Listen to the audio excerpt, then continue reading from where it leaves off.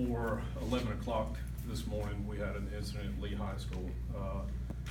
The mayor, the director, and the chief have already alluded to a lot of the scenario that took place. But what I want to reiterate is the training that is attended by all police officers statewide, the alert training. Today was a prime example of how effective this training is. No longer are the days when you stand by and you wait for other officers to arrive before you go into an incident.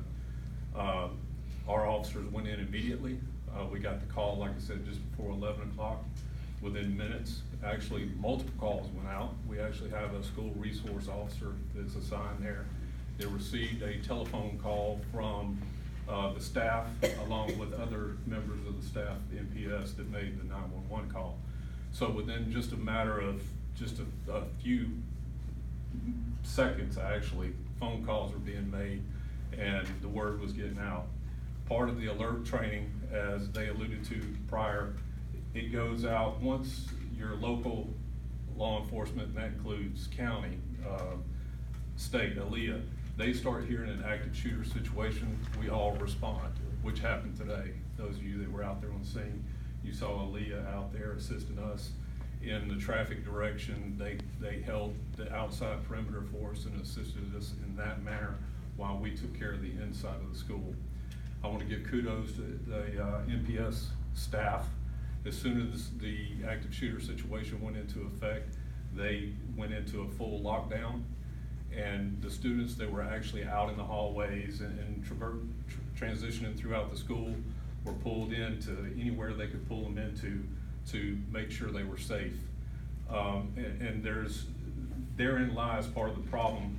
Once they go into lockdown mode, it's in the active shooter situation is taken care of.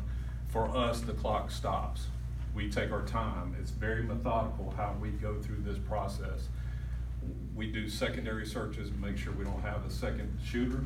So all that takes time, and that's what I want to reiterate to the parents. We were in the schools. We had your kids. We were making sure they were safe. MPS was making sure your kids were safe.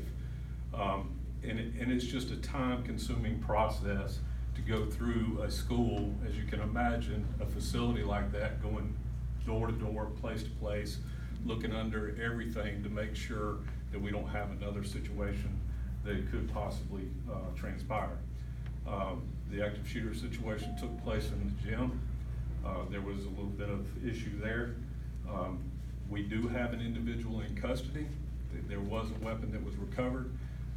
We are still investigating. We so far have interviewed approximately 30 students and faculty from the school.